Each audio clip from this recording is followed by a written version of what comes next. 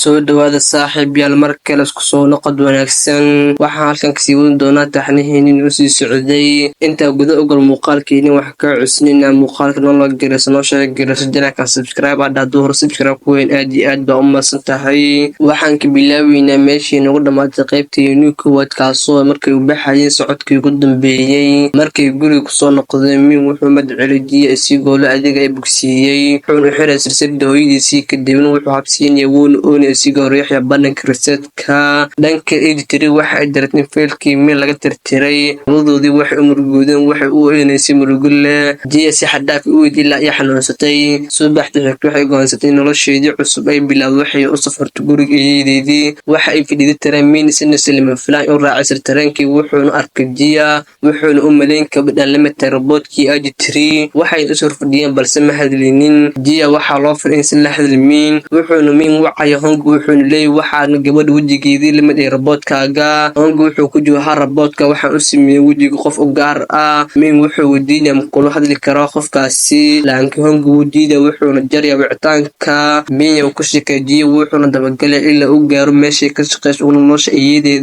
ayadeedii waxay leedahay hadhow dadka kale waa ay bixeen min wuxuu sugaya jiya waxay daashay waxayna tiri ha wejigeyga ayaa lasii robotka editary lacag badan ayaa lasii taa badelkeedii waxaan isku daya in lasuujiyo waxaan is dhaqsan saaxiib la noqday eeyadeeda wuxuuna la qaataa jiya dhammaan xasuusta u haystay robotka editary maalihii ku noqotaalkii wuuna waaya jiya wuxuuna taya guriga eeyadeedii wuxuuna bilaabay inuu si waali u raadiyo ugu dambeyn wuxuu ka helayaa xeebta wuxuu arkay silsiladii uu siiyey robotka editary qoorta jiya ku jira waxayna isku dayay inay qariso balse wuu arkay wuxuuna garwaaqsan si xun loo qiyaam heerka la dhajigiisii wuxuu u gaaray casanka waxaana taasi wax aan horbicin wuuna dhacay fursadii ugu yareed waxa in la badbaadiyo dhakhtarkii hongi ayaa yimaada waxayna guriga u qaada iyagoo cirba siinaya waa la daabaya jiya waxay rabtay inay la kulanto miin una sheegto runta balse dhakhtarka wuu diidayaa markii miin u bogsooday kalkaaliya gaarka u yimaada wuxuuna leeyahay ka gudbi dacwo shirkada jiya iyo hangi wuxuu leeyahay waxayna kugu sameeyey khiyaano weyn halkaas yaaluga in kaaliya suha walaalka jiya kaasoo ka tagay shaqadii miin markuu u gaaday khiyaanada jiya miin wuxuu u tagay kooxda hongi wuxuuna amar in sheebeerkooda la xir sababta waxay ku sameeyeen khiyaano weyn dhankale jiya waxay ku mashquulsaneen karanta cuntada uu jecel yahay miin maalulba cuntada ku jirta laakiin miin waxa naaqi jir wuxuuna cuntadii qaadi jiru ku tuuri jiray qashinka jiya waxaa doonto samee laakiin aniga maalin waa ku imaanayaa min wuxuu la seexan waajiya habeenkii wuxuu u baxay adeerkii dabka ag fadhiyay wuxuuna weydiinayaa ma abad baa iga been sheegtay adeerkiisii wuxuu leeyahay maya laakiin qof kasta noloshiisii been wuu sheegaa subaxdii xitajiya cunto ugu dambeey inaa shir gaaray galas kadib markuu ka hor yimaaday wiil yar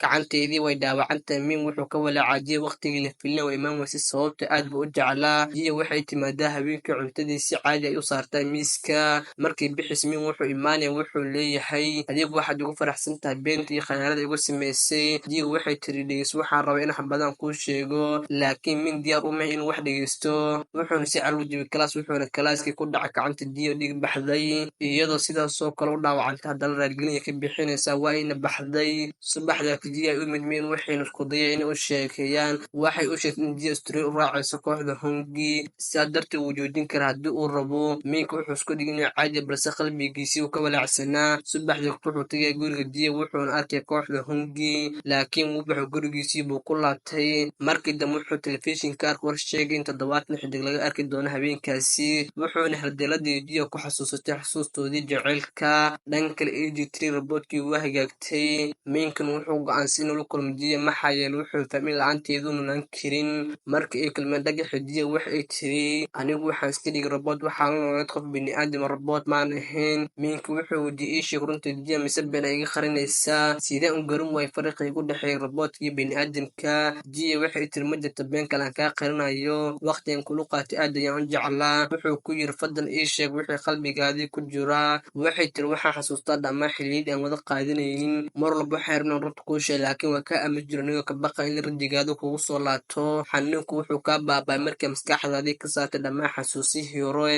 markii min isku dayo inuu dhawaado xasuustii larjigiisa gurigiisii wuxuuna ku yidhi halka ayaan joogayno adiga jidkaada qaada aniga jidkii ayaan qaadanayaa waxaan u guuri doonaa meel cidlo qof bilaadan soo gaari doono waxaana bilaabi doonaa noloshii hore laakiin jiya waxayna tiri fadlan ha iga tegin adigayaan ku jeclahay adigu waxaa tahay qofka keli nolosheedii aan sugayay markaas yumin amse iyadoo xidigo badan cirka da-ayaan subaxeed waxay u baxdeen socdaal dheer min wuxuu arkay calaamadii ilarjiisii markuu kafee ka qaaday maqaaxi markuu arkay jiya baabuurka hurdaysa ilarjigiisii wuu baabuuxaan gaarigeedii kasii jij wuxuuna weydiisay markales arki doonaan gurigiisii markuu u tago wuxuu nuuc dhakhtarkiisii dhakhtarkan wuxuu yii cudurkan daawo ma leh maruu kugu dhici karaa marna uu kaa bixi karaa dhinaca kale intaa jira lagu magacaabo martin mise u iibsaday agitri wuxuuna u sheegay inuu rabo in robootkan u isticmaalo hub halis ah wuxuuna iibsaday ruuxaantii martin ayaa amar in robootkan la sameeyo min wuxuu yimi hong wuxuuna weydiiyey agitri laakiin hong wuxuu u sheegay in martin robootka u qaatay martin wuxuu doonay in robootka la baxo laakiin marka uu fur robootkii ma joogin dhinaca kale agitri robootka waxa ay socotay wadooyinka iyadan wax xasuus lahayn markii min gurigiisii ku lawaatay roboot yaro qurux badan ayaa yidhi hay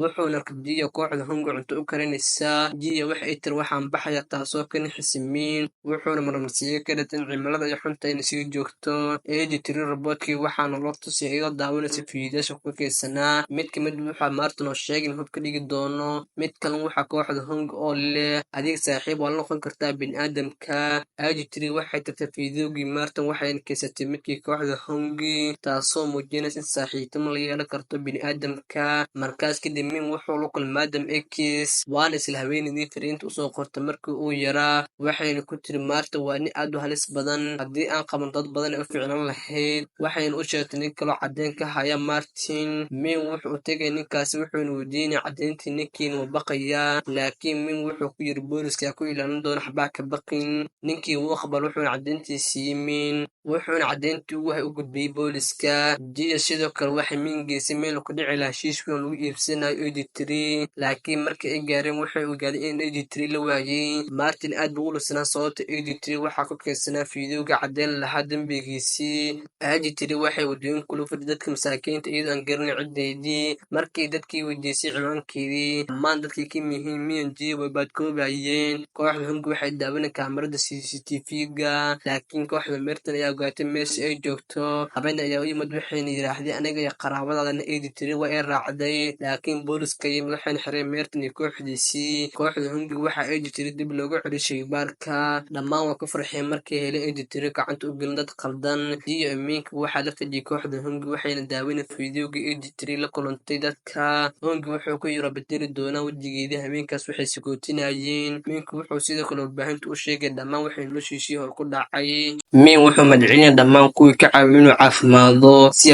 jiya ay kooxda hongi wuxuu u sheegay inuu lacag badan ku bixin doono horumarinta roboodyada markuu taas u shashamiiday shirkadiisii suuq weyn sarayuu u kacay wuxuuna u muuqday qof faraxsan oo go-aan sax noloshiisii ka gaaray wuxuu wacdiyay wuxuuna weydiinay nacso wada qaataan wuxuuna u sheegay jiya in walaalkeedu surowna shirkadiisuu ka shaqeeyo uu diyaar u yahay inuu is-casilo jiya waxay la kulantay walaalkeedii iyo arrintaas kala hadlaysa xaaskiisa horteeda xaaskiisuna waxay diiday inuu shaqada ka tago subax xigta walaalka jiya wuxuu u tagay min wuxuuna ku cudur daartay wixii uu dhahay isigoo sheegay inuu ku noqdo iscasilaadii sheekadu waxay markaas u boodaysaa waqti dambe halkaasoo hongi u dhowyay inuu soo bandhigo rabood weyn oo cusub la yiraahdo al dhan kale walaalka jiya wuxuu noqday meeraha shirkada min jiya waxaana la tusay iyada macaamiisheeda usoo bandhigaysa marka shirkadeeda ay sameyso diban waxay qorsheynaysaa in la kulanto min kooxda hongi qoyska jiya guriga sugaya min markii jiya guri timid gaariga guri hortiisii istaagay waxaana kasoo baxay askari kaasoo min laftiisii hadda noqday askari jiya waxay u dhawaatay laakiin waa ay siibatay min ayaa khatay wuxuuna si qoto dheer isku fiirinayeen taasoo muujinaysa noloshoodii ay si fiican hor ugu socotay xanuunkii min waa u bogsooday markii dhacdan quruxba noola muujinayo waxaana la tusay iyagoo u socda guriga min halkaasoo dhammaan dadkii kale ku sugayaan taxnihayni wuxuuna ku dhammaanaya halkaasi aad iyo aad baa u maadsantahay haddii halkaa nala soo gaartay waxaan isku dayi doonaa sidii ugu dhaqsiyaha badan inaan soo qalasiino taxano kaloo cusub ana ilaa inaa muuqaalka laa garasujina kan subscribe aad hadduu hore subscribe ku weyn aad iyo aad baa u maadsantahay